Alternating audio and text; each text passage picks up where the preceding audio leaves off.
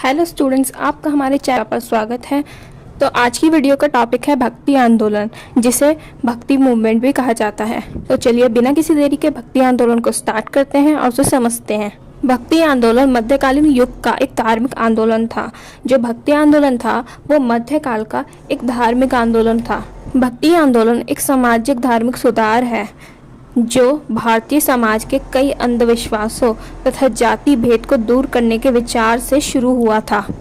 भक्ति आंदोलन एक सामाजिक और धार्मिक सुधार है जो भारतीय समाज के जो अंधविश्वास होते हैं ना, कई पाखंडों पे लोग विश्वास करते हैं और जो जाति भेद होता है, ये विभिन्न जातियां हमारे समाज में उनमें भेद करते हैं, इसे दूर करने का मतलब इसे खत्म करने के एक विचार से शुरू हुआ था। जो ये भक्ति आंदोलन है वो भारतीय समाज की एक मौन क्रांति थी जो हिंदू, मुस्लिम तथा सिखों द्वारा ईश्वर की आराधना से जुड़ी हुई थी।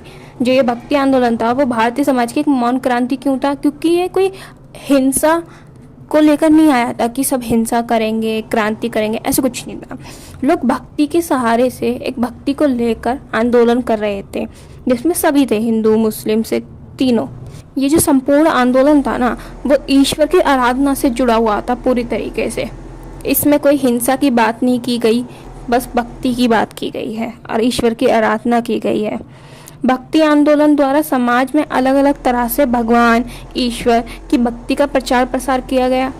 मतलब कि भक्ति आंदोलन के माध्यम से समाज में सभी लोगों ने अपने अपने तरीके से ईश्वर की भक्ति का प्रचार प्रसार किया। भक्ति आंदोलन का जो उदय था वो सर्वप्रथम दक्षिण भारत में हुआ था। भक्ति आंदोलन का जो उदय था वो सबसे पहले कहाँ पे हुआ था? दक्षिण भारत में हुआ था। वहां से मतलब दक्षिण भारत से जो इसका प्रचार था वो उत्तर भारत में भी फैलने लग गया था। भक्ति आंदोलन का जो आरंभ था दक्षिण भारत में अलवार का अर्थ क्या होता है? विष्णु को समर्पित संत या फिर वैष्णव जो विष्णु जी को बहुत मानते हैं उन्हें कहते हैं अलवार। और नयनार क्या होते हैं? जो शिव जी को मानते हैं उन्हें कहते हैं अलवार। और नयनार द्वारा ही भक्ति आंदोलन का आरंभ दक्षिण भारत में हुआ था और इन्हीं संतों ने इसे प्रसारित भी किया था, मतलब आगे बढ़ाया था। इस हिंदू क्रांतिकारी अभियान के जो नेता थे ना वो शंकराचार्य थे। भक्ति आंदोलन के द्वारा ही सिख धर्म का उद्भव हुआ था। जो भाई देखो, ये बहुत इंपॉर्टेंट पॉइंट है कि जो भक्ति आंदोलन था इसी के द्वारा ना सिख धर्म का उद्भव हुआ था। स्टूडेंट्स यहाँ पे फोकस कीजिए कि जब भी आपको ना कुछ ऐसे इंपॉर्टेंट पॉइंट्स दिखे ना तो आप इसे हाईलाइट कर दीजिएगा। इससे क्या होगा, आपके जो मार्क्स है ना वो इंक्रीज होंगे। Because while checking your answer sheet, जो एग्जामिनर होगा ना वो सिर्फ आपके ये जो हाईलाइट्स वाले पॉइंट्स होते हैं ना उन्हें नोटिस करेगा। आप इसे ब्लैक पेन से हाईलाइट कर दीजिएगा। ब्लैक या ब्लू पेन से आप इसे हाईलाइट इजीली कर सकते हैं।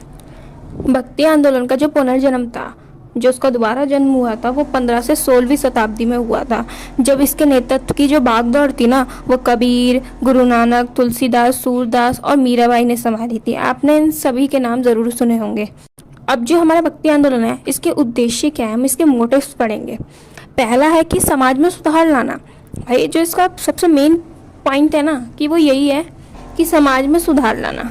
अब कैसे लाना? जो हमारे जितने भी संत हैं ना, जैसे कबीर, गुरु नानक, मीराबाई जी, तुलसीदास, सूरदास, इन सभी संतों ने ना अपने उपदेशों, अपनी शिक्षाओं, अपने संदेशों में कई ऐसी चीज़ें बताई हैं, ऐसी बातें बताई हैं, कई संदेश दिए हैं समाज को जिससे सुधार लाया जा सकता है, जिससे समाज में सुधार आया और अभी भी लाया जा सकता है। दूसरा जो ऑब्जेक्टिव है वो भी बहुत इंपॉर्टेंट है कि धर्मों के मध्य समन्वय स्थापित करना। जो हमारे समाज होते हैं उसमें केवल एक धर्म तो नहीं होता ना, बहुत सारे धर्म होते हैं। अब इन्हीं धर्मों के बीच में समन्वय मतलब कि बैलेंस को बनाना, यही है हमारे भक्ति आंदोलन का दूसरा ऑब्जेक्टिव। तो इसी के साथ आज की वीडियो हमारी कंप्लीट होती है। आई होप आपको भक्ति आंदोलन, उसका परिचय और वो उसका उद्भव कैसे हुआ ये समझ आया और उसके जो उद्देश्य हैं वो भी समझ आए होंगे। If you like this video please like, share and subscribe. और हाँ, हमारी जो नेक्स्ट वीडियो है उसमें हम भक्ति आंदोलन में जैसे हमने विभिन्न संतों का जिक्र किया था ना उन्हीं के बारे में समझेंगे, जैसे कि कबीर, गुरु नानक, इन सभी के बारे में।